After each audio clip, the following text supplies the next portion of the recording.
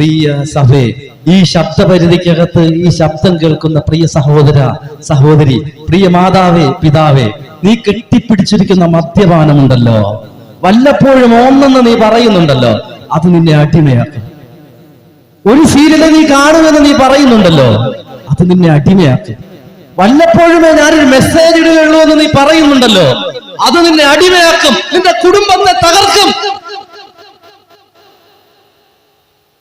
നിന്റെ ദ്രവ്യാഗ്രഹമുണ്ടല്ലോ, അത് നിന്നെ അടിമയാക്കും.